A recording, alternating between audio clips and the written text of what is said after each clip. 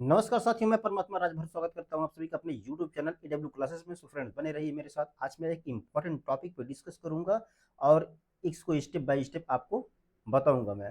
और उस टॉपिक का नाम है the Waste Land by T S. Eliot. अगर आप किसी भी एग्जाम की तैयारी कर रहे हैं फ्रेंड्स, जैसे TGT, PGT, net, JRF and for the high education, then there is no problem. Keep on watching my videos. I would like to provide all the lectures for free. I would not like to charge even a single rupees for this type of lecture. So keep on watching my videos. This is the things that this is a way you can crack your examination without any hesitations. So I would not like to waste your time. So let's go at topic. Okay, friends, ज़्यादा समय नहीं बर्बाद करूंगा आपका। मैं topic पे ले चलता हूँ आपको। हाँ फ्रेंड्स, एक चीज़ याद रखिएगा। अगर हम किसी भी राइटर को पढ़ रहे हैं, तो पहले उसके बायोग्राफी के विषय में ज़रूर पढ़ेंगे, थोड़ा सा जानकारी लेंगे, क्योंकि पोएट्री बहुत लंबी है, ज़्यादा नहीं बताऊंगा मैं। कह रहा बर्थ एंड पेरेंटेस, जो उनका जन्म हुआ, उनके माता पिता, ये सारी चीज़ों की जानकारी दूंगा आपको। कह रहा T S. Eliot whose full name is Thomas Eastern Eliot, जिनका पूरा नाम क्या है? Thomas Eastern Elliot. फ्रेंड्स, ये कभी कभी एग्जाम में पूछा है और आगे भी पूछ सकता है। was born on September 26, 1808, 26 सितंबर 1888 को जन्म हुआ फ्रेंड्स। कहाँ हुआ? In Saint Louis, Missouri, United State में हुआ। He belonged to a well established family, वो एक अच्छे फैमिली से आते थे। His father Henry Ware Eliot, है ना, उनके पिताजी का नाम हेनरी वेर इलियट था। वाज आ प्रॉस्पेरियस बिजनेसमैन, वो एक बिजनेसमैन थे। Serving as a president and treasurer of the Hydraulic Press Brick Company, एक हाइड्रोलिक प्रेस ब्रिक कंपनी थी, जहाँ पे वो ट्रेजरर अर्थात खजांची का काम किया करते थे और प्रेसिडेंट भी रहे। एंड हिज मदर, उसकी माता या उनकी माता सॉरी, चार्लोटी चौंसी थी। और eastern was a teacher and poet, वो टीचर और पोएट थी। बस फ्रेंड, ज़्यादा टाइम वेस्ट नहीं करूँगा आपका मैं, आपको ले चलूँगा आगे। हाँ, यहाँ देखते हैं चाइल्डहुड, थोड़ा सा देखेंगे friends. Eliot's childhood was characterised by his background in a prominent Boston Brahmin family with roots in England. कह रहा है उनकी जो बैकग्राउंड थी, उनकी जो फैमिली थी, वो इंग्लैंड के, कहाँ के? एक ब्राह्मण परिवार, ब्राह्मण का मतलब पुजारी परिवार से था, उनका रूट वहीं से है। कहाँ? एंड न्यू इंग्लैंड से। बस बहुत ज़्यादा नहीं बताऊंगा इसमें, क्योंकि टाइम आपका बहुत ज़्यादा वेस्ट हो जाएगा फ्रेंड। आगे चलते हैं। हाँ, यहाँ देखते थोड़ा सा अचीवमेंट में देख लेंगे। अचीवमेंट क्या है? Eliot's early achievement include his remarkable poetic, जिससे इनका शुरुआती जो अचीवमेंट था, talent develop during his school year, जब पढ़ रहे थे तभी ये टैलेंट डेवलप हो गया था। कौन सा? पोएटिक वाला फ्रेंड। विद हिज पोएम, अपने पोएम से उन्होंने the love song of J Alfred Prufrock, जो लिखा है, मैं पढ़ाऊंगा इसके बाद, उसी का नंबर है। Written when he was just 23 year, 23 वर्ष की उम्र में दोस्तों उन्होंने इस पोएट्री को लिखा था। A significant milestone showcasing his poetic pros. कह रहा है कि ये बहुत ही माइलस्टोन सिद्ध हुआ उनके पोएटिक करियर के लिए। ठीक फ्रेंड, आशा करता हूँ समझ में आ रहा होगा। हायर एजुकेशन, इसमें बहुत ज़्यादा कुछ नहीं बताऊंगा मैं आपको, क्योंकि पोएट्री बहुत लंबी। हाँ फ्रेंड, यहाँ बता देता हूँ मैं आपको मोटी मोटा। कह रहा themes of the poem, poem की थीम क्या है? क्या है? Decay of modern civilisation. The poem depicts a world suffering moral, cultural and spiritual decline after world war. World war के बाद जो संसार है, बहुत ज़्यादा सफ़र कर रहा है, संघर्ष कर रहा है, मोरालिटी कर रहा है, कल्चरल संघर्ष कर रहा है और स्पिरिचुअलिटी में कर रहा है डिक्लाइन, है ना। उसका क्या हुआ? फॉल हो गया, अर्थात प्रॉब्लम बढ़ गई है, लोगों की सोच खत्म हो गया है। एलियनेशन, सॉरी, एंड आइसोलेशन, इसका दूसरा थीम हो जाएगा। डेथ एंड रीबर्थ है। फेलियर ऑफ कम्युनिकेशन है। बैरन रिलेशनशिप एंड सेक्सुअल स्टेरिलिटी है friends. Myth and cultural fragmentation है। अर्बन डिसोलेशन है and hope for the spiritual redemption है। तो आप इसको देख लीजिएगा, इसके मल्टीपल बन रहे हैं फ्रेंड, क्या कि थीम्स मल्टीपल बन रहे हैं इसके। आगे चलते हैं हम लोग। हाँ, राइम स्कीम इंपॉर्टेंट फ्रेंड, इसको देखते हैं। कह रहे हैं नो फिक्स्ड राइम स्कीम, इसकी कोई फिक्स राइम स्कीम ही नहीं है। फ्रेंड याद रखिएगा, ये जो क्या है, द वेस्टलैंड है, इसकी कोई फिक्स राइम स्कीम नहीं है। कह रहा है लूज ब्लैंक वर्स, ये पोएट्री ब्लैंक वर्स में लिखी गई है, ओकेजनली राइम्स, कभी कभी ये राइम भी कर जाती है। जैसे राइम कैसे करती है, देखिए यहाँ ए बी बी, इस प्रकार के पैटर्न पे कभी कभी राइम कर जाती है। ओके फ्रेंड, ज़्यादा टाइम वेस्ट नहीं करूंगा आपका मैं। हाँ चलते हैं, हम लोग स्टैंजा पे आ गए फ्रेंड। स्टैंजा, यहाँ मैं आपको स्टेप बाय स्टेप स्टैंजा बताऊंगा पूरी, फ्रेंड बने रहिए मेरे साथ। स्टैंजा 1 में क्या, पहले इसका एक काम समझ लेते हैं। क्या है, जो नायक है इस पोएट्री का कौन है, यहाँ मैं ब्रैकेट में लिखा हूँ फ्रेंड, देखिएगा टायरेसियस। टायरेसियस एक करेक्टर है जो इस पोएट्री का नायक है, जो एक यात्री है, जो एक स्थान से दूसरे स्थान पर भ्रमण करता है, और भ्रमण करते समय लोगों से पूछता है, हाल चाल पूछता है, माहौल पूछता है, मौसम के विषय में पूछता है, और जो आंसर उसे मिलता है उसी को अपने पोएट्री अवस्था में लिखा है। इतना याद रखिएगा फ्रेंड। कह रहा है कि जब जाता है वो कहाँ, विंध्य प्रदेश में जाता है, ठंडे प्रदेश में जाता है, वहां के लोगों से पूछता है कि भैया अप्रैल का महीना आ गया है, कैसा लग रहा है अप्रैल का महीना।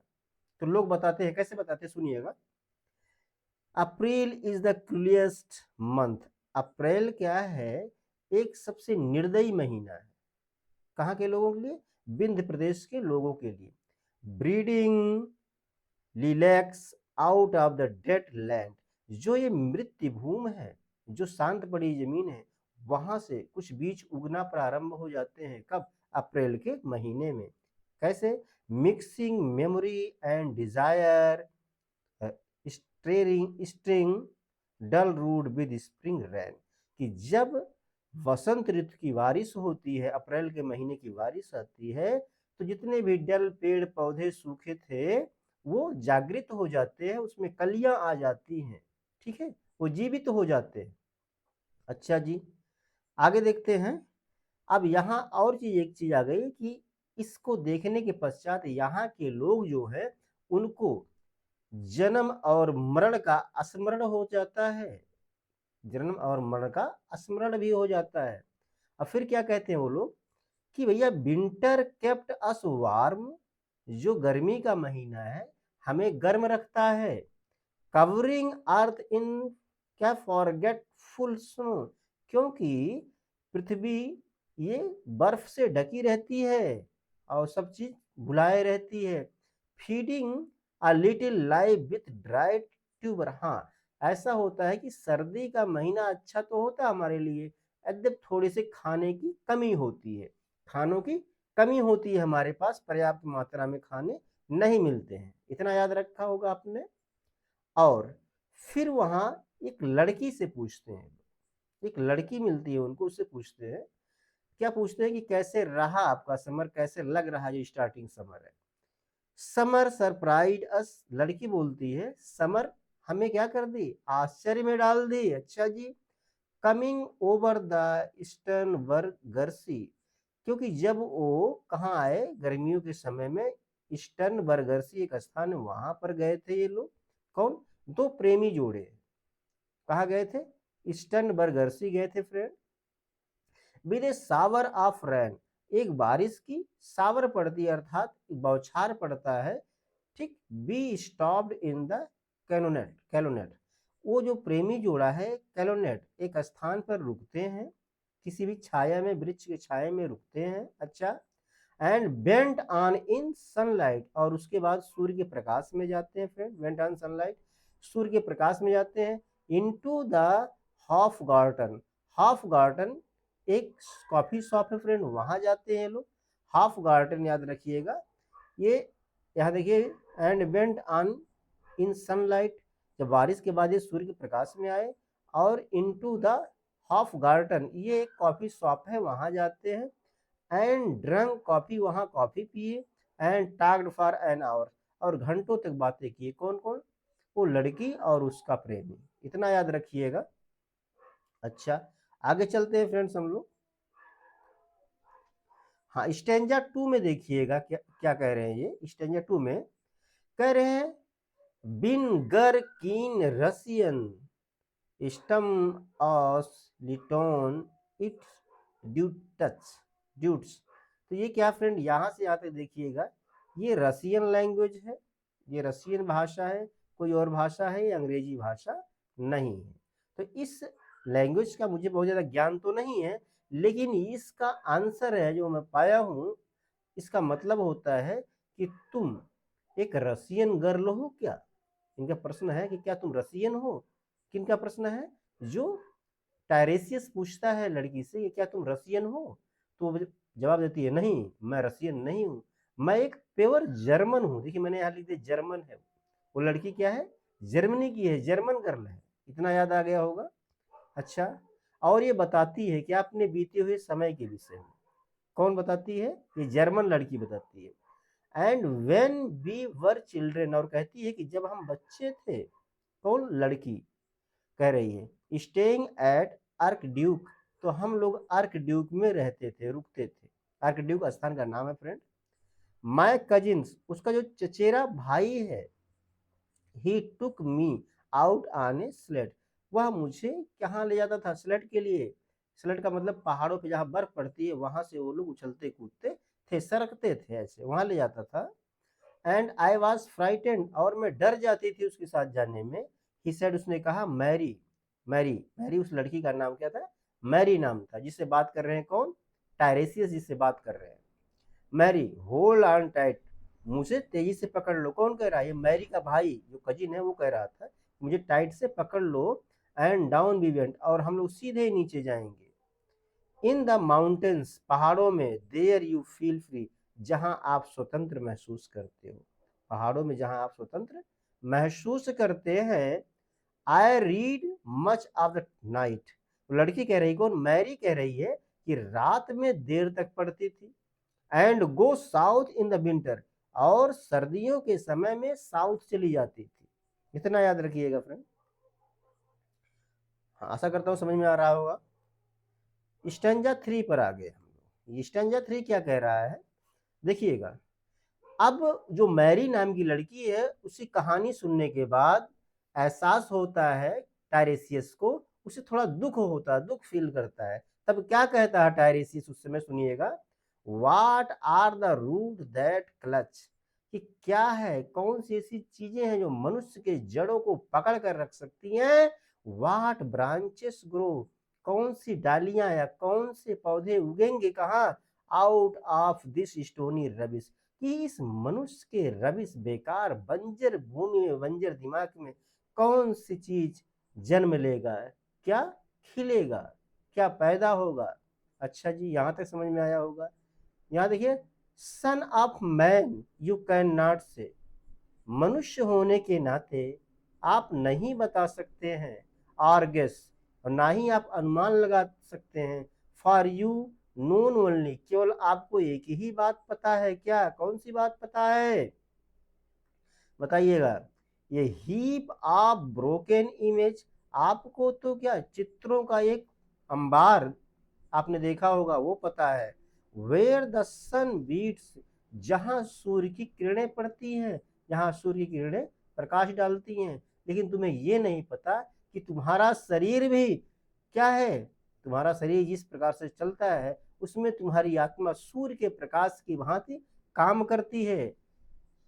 टायरेसियस को दुख हो रहा, अपनी बातों को सोच रहा है, और कहता है, and the dead trees give no shelter, और आपको पता है कि मृत वृक्ष या सूखे हुए वृक्ष कभी छाया नहीं देते। द क्रिकेट नो रिलीफ, जो क्रिकेट का मतलब क्या होता है फ्रेंड, खेलने वाला क्रिकेट मत समझिएगा। क्रिकेट का मतलब क्या होता है, क्रिकेट का मतलब होता है झींगुर। क्या होता है, झींगुर होता है, एक जात प्रकार का कीड़ा होता है जो बहुत तेज चिल्लाता है बारिश के मौसम में, आपके कान सन्न हो जाएंगे। अच्छा, ठीक है। और इसके एक तिलचट्टा टाइप इसका एक प्रजाति होता है तिलचट्टा, वो भी बरसात में बहुत तेज चिल्लाता है। तो कह रहा है कि जो सूखे हुए वृक्ष कभी छाया नहीं देंगे, और क्रिकेट अर्थात झिंगुर कभी शांति से, आपको शांति से रहने नहीं देगा। अगला है, and the dry stone no sound of water, और सूखे हुए जो पहाड़ होते हैं, उनमें पानी की आवाज या पानी की कलकल की आवाज नहीं आएगी। क्यों, क्योंकि वो पहाड़ सूख चुके हैं friends. Only there is shadow under this rock, फिर से बताता हूं इसको मैं।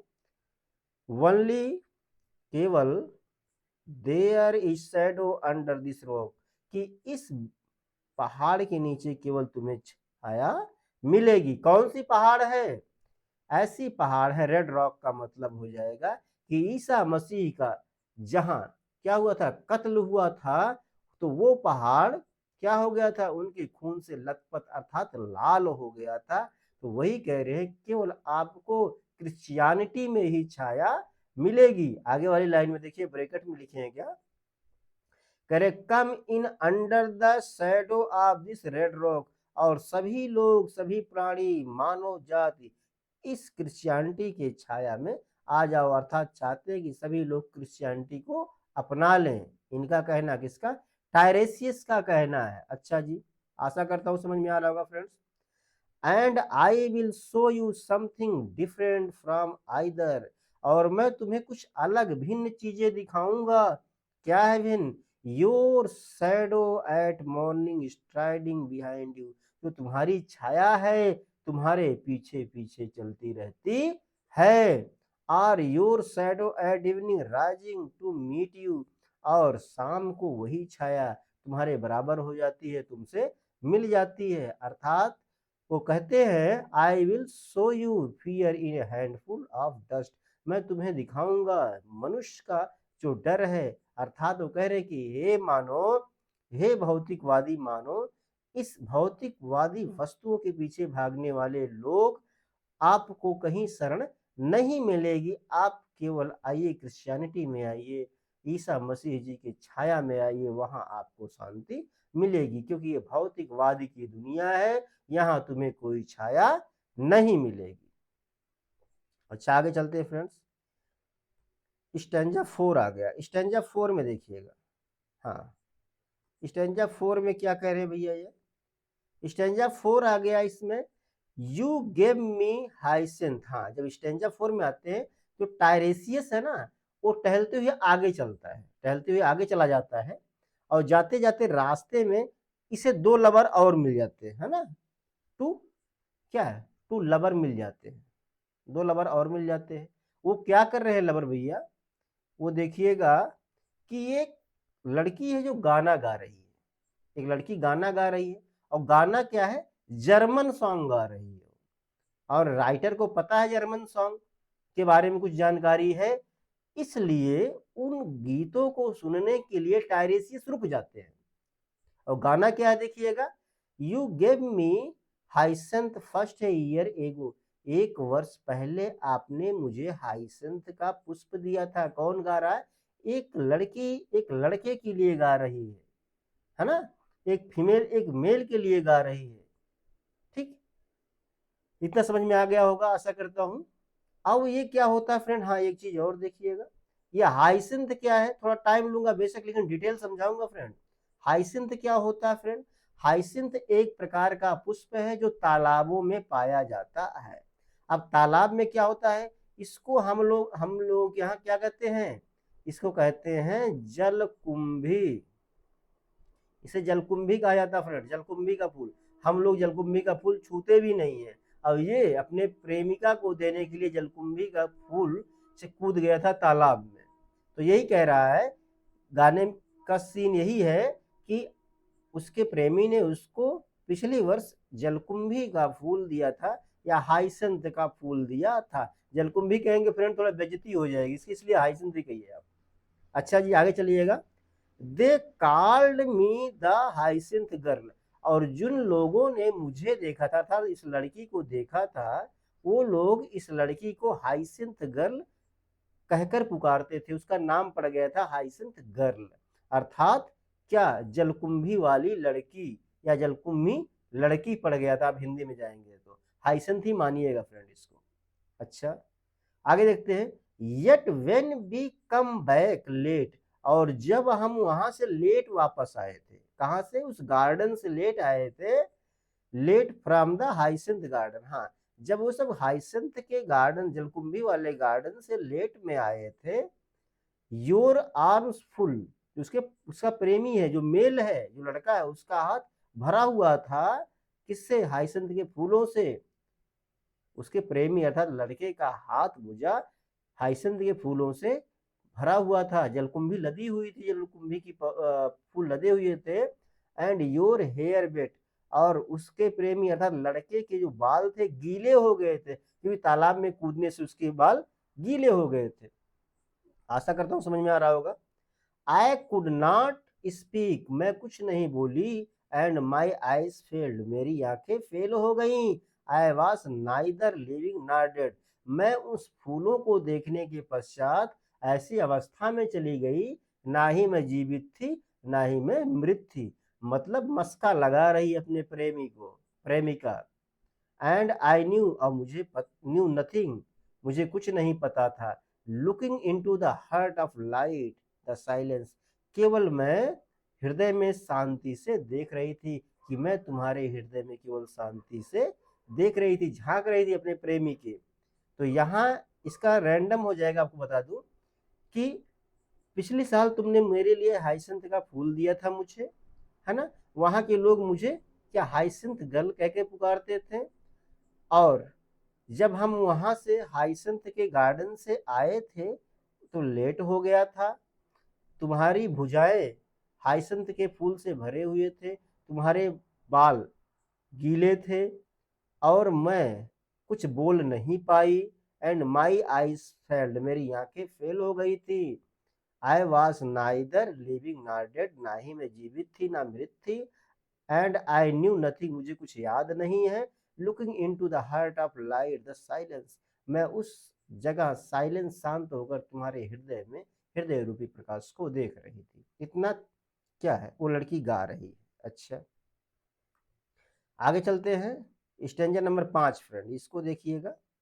यहां क्या कह रहा है कि जब इस गाने को सुनने के बाद टायरेसियस आगे बढ़ता है, टायरेसियस आगे बढ़ते हैं इस गाने को सुनने के बाद, तो वहां एक लेडी मिलती है। लेडी का नाम क्या है, मैडम सोसोस्ट्रीज, मैडम सोसोस्ट्रीज नाम था।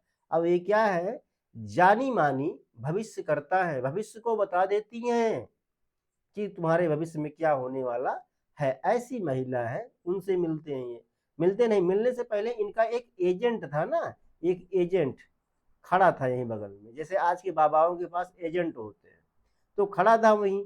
तो टायरेसियस को पकड़ा और ले गया मैडम के पास। अरे इस रास्ते से जा रहे हो तो पहले मैडम से मिलकर जाओ, आदेश है मैडम का। तो ये जो टायरेसियस से बेचारे जाते हैं किसके पास, मैडम सोसोस्ट्रीज के पास जाते हैं। फेमस क्लेबोएंटी, मतलब एक प्रसिद्ध भविष्य करता थी, भविष्य को बताने वाली कि जीवन में क्या हो जाएगा, क्या होने वाला है। ठीक, इतना समझ में आया होगा आपके। Had a bad cold, had a bad cold, हाँ, जो समय था बहुत ज्यादा सर्दी का समय था, बहुत बुरी सर्दी पड़ रही थी। कह रहा nevertheless is known to be the wisest woman in Europe, और उन जैसा बुद्धिमान स्त्री पूरे यूरोप में कोई नहीं थी। अर्थात वह यूरोप की सबसे बुद्धिमान महिला थी। कौन, मैडम सोसोस्ट्रीज, जिससे मिले Tiresias. With a big pack of card, उनके पास कुछ कार्ड का एक गुच्छा था। कार्ड का मतलब जो ताश का पत्ता होता है उसी प्रकार से कार्ड था। बिक्ड था मतलब दुष्टता पूर्ण कार्य था, ऐसा आप कह सकते हैं। बिक्ड का मतलब दुष्ट। अच्छा, जो कार्ड थे वो दुष्ट प्रकार के थे, क्योंकि उसे बनाए गए थे, उसे आकार ही दिया गया था उसको। यहाँ कह रहे हैं हियर सैड सी, उसने कहा, हियर सैड सी, उसने क्या कहा, is your card, is your card, ये तुम्हारा कार्ड है। जब टायरेसियस मैडम के पास गए सॉरी, तो मैडम ने कहा ये तुम्हारा कार्ड है। द ड्रॉन्ड फोनेशियन सेलर, देखो ये इस कार्ड में क्या छपा हुआ है, एक डूबा हुआ फोनेशियन सेलर है।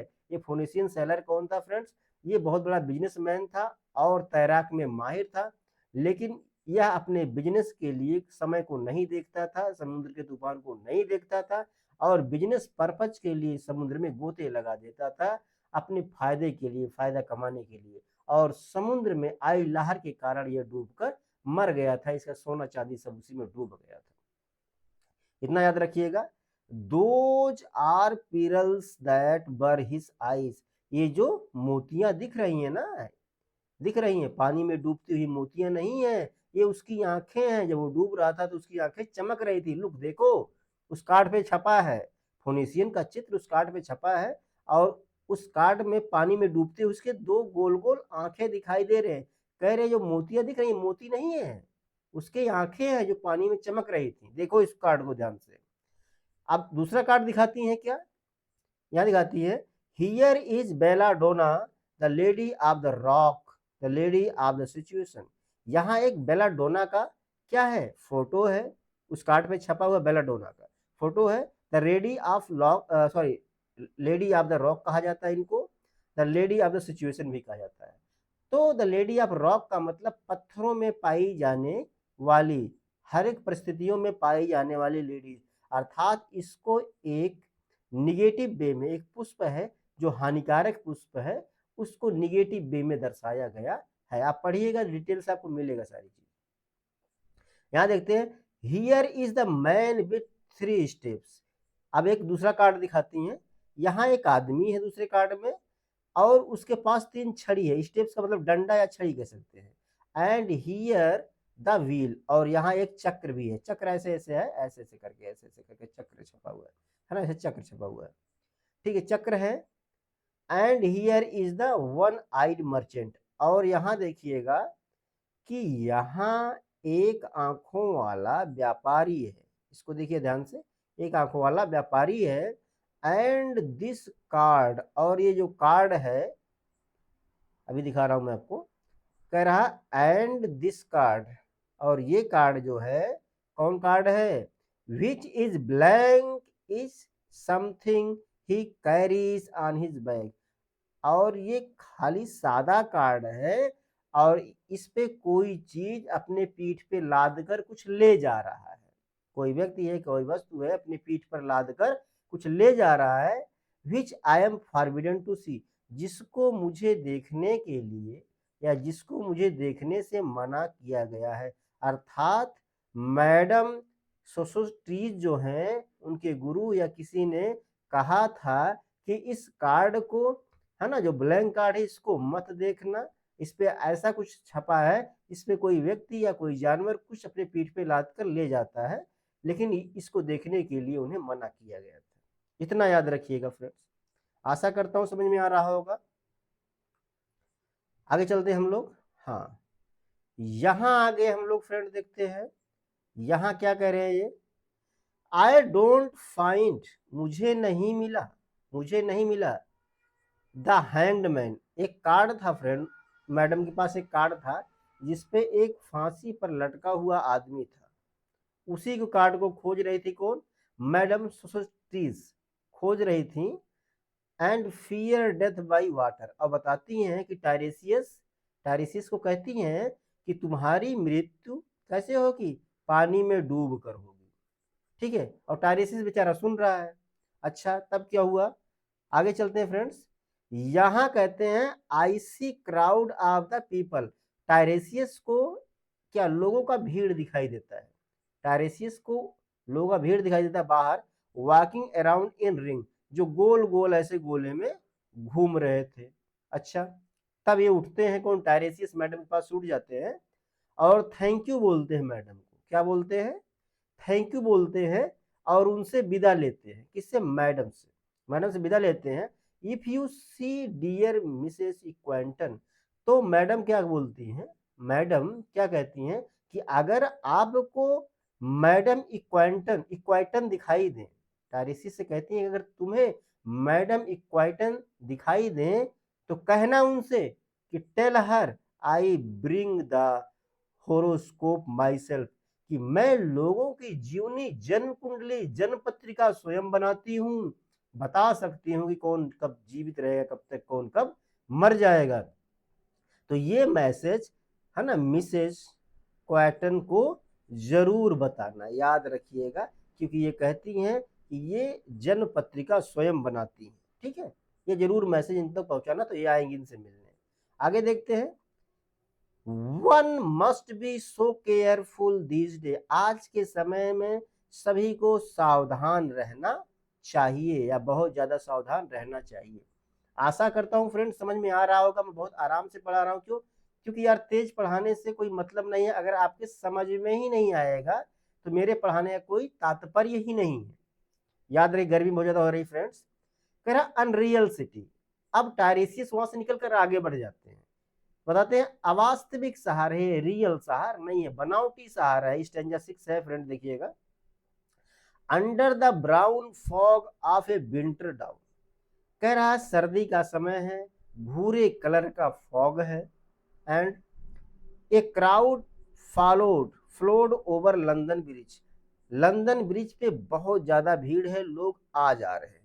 लंदन ब्रिज पे बहुत ज्यादा भीड़ है, जो लंदन ब्रिज देखिएगा बहुत ज्यादा यहाँ भीड़ है, लोग जमा हुए हैं, इकट्ठे हैं। सो मैनी, बहुत सारे, I had not thought death and undone so many, मैंने इतने डिस्ट्रक्शन, इतने बर्बादी, इतने मौतों के विषय में कभी आकलन नहीं किया था। जितना यहाँ हुई है, जितनी बर्बादी यहाँ हुई है, टायरेशियस को इसका आकलन नहीं था, याद रखिएगा फ्रेंड्स। फिर कह रहे हैं कि Sai short and infrequent were exalt, धीरे धीरे लोगों के अंदर से आह की आवाज निकल रही थी। क्यों? क्योंकि वो दुखी थे, इसलिए आह की आवाज निकल रही थी, लोग आहें भर रहे थे, आहें भर रहे थे। अच्छा जी। And each man fixed his eye before his feet, और सभी लोग अपने पैरों को देखते थे, क्योंकि दूर तक देखने के लिए रोशनी नहीं थी, चारों तरफ फॉग ही फॉग था, फॉग का मतलब कोहरा पड़ा हुआ था, इसलिए दूर तक दिखाई नहीं दिया, इसलिए सब लोग क्या करते थे, अपने पैरों को देख कर चलते थे। इतना याद रखिएगा फ्रेंड। आगे चलते हैं।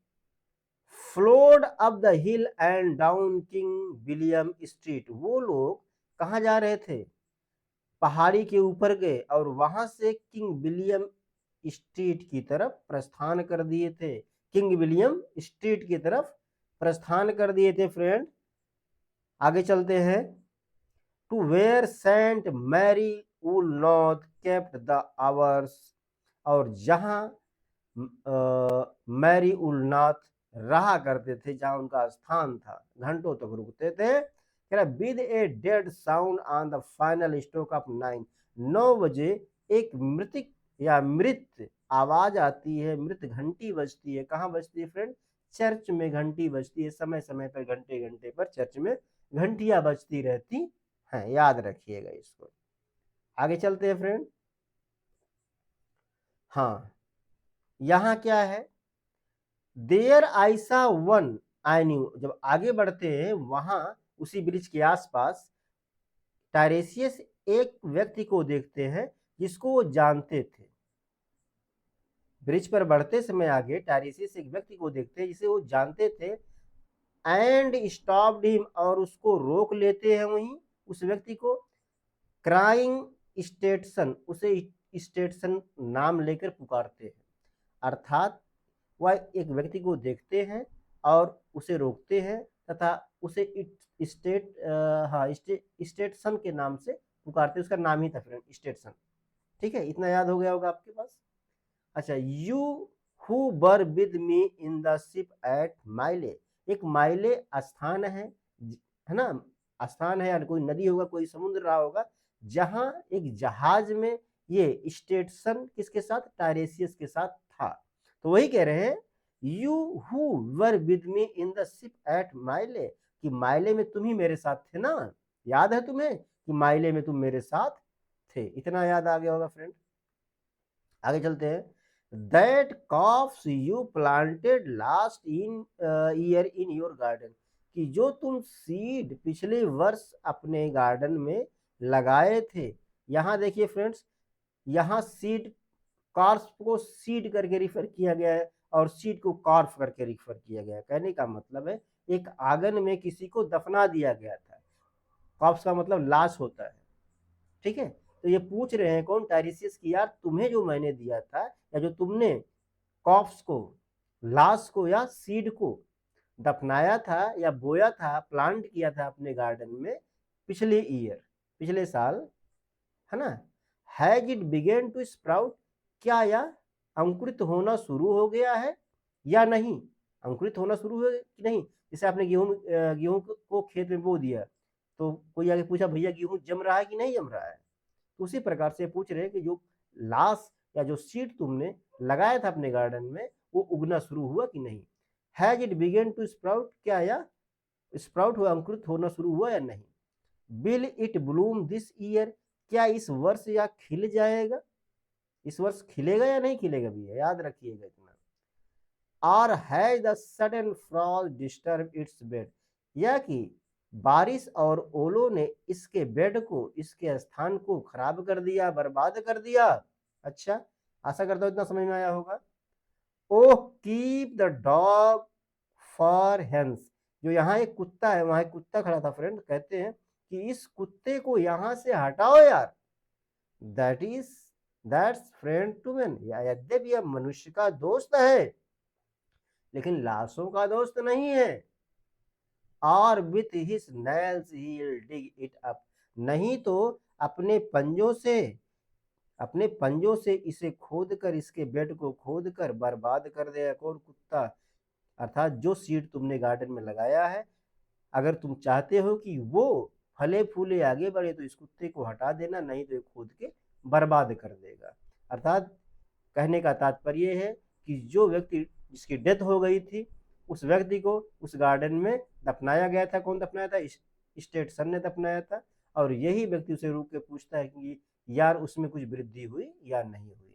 ये बहुत ही आध्यात्मिकता की बात है फ्रेंड, ये सामान्य चीज नहीं है समझने के लायक। तो इसलिए कह रहे हैं कि कुत्ते को दूर रखना, नहीं तो उसके बेड को खोद के बर्बाद कर देगा कुत्ता। अच्छा जी। यू हाइपोक्रेट लेक्चर, तुम क्या हो? हाइपोक्रेट हो। हाइपोक्रेट का मतलब क्या होता है? करप्ट हो तुम, बेकार हो। मैं सॉरी मौन, सेम्बलेबल, मौन फ्रायर, कह रहा है कि तुम तो मेरे मित्र हो, मेरे अपने हो, मेरे भाई। ऐसा इसने पहली बार जब स्टेट सन से मिला था तब कहा था इसको। हिपोक्रेट रीडर कहा था, पाठक कहा था, है ना। और बाद में कहा तुम तो मेरे क्या मनुष्य मित्र हो और मेरे भाई हो। सो फ्रेंड, आशा करता हूं आपकी समझ में आया होगा ये। फ्रेंड्स, ये रहा है, थोड़ी सी बड़ी पोएट्री हो गई और मैंने इस पोएट्री को step by step, line by line बताया फ्रेंड्स। बहुत मेहनत किया हूं और रात में 2 बजे इस वीडियो लेक्चर को शूट कर रहा हूं फ्रेंड। आशा करता हूं कि आपको ये समझ में आया होगा। प्लीज इस वीडियो को देखिए और शेयर करिए फ्रेंड्स। मैं भी अपने कैरियर में थोड़ा स्ट्रगल कर रहा हूं और अगर आपका साथ मिला तो मैं शायद लाइफ में कुछ और कर सकता हूं। So friends, please keep on watching my videos and try to share this one, and first of all try to subscribe also it. Otherwise I think there will be no chance in my life. So please support me and keep on watching my videos, and all the video will be free for the all examination. I will not charge even a single rupees friends. Okay, ठीक है, धन्यवाद friends, मिलते हैं किसी और next session में, तब तक के लिए।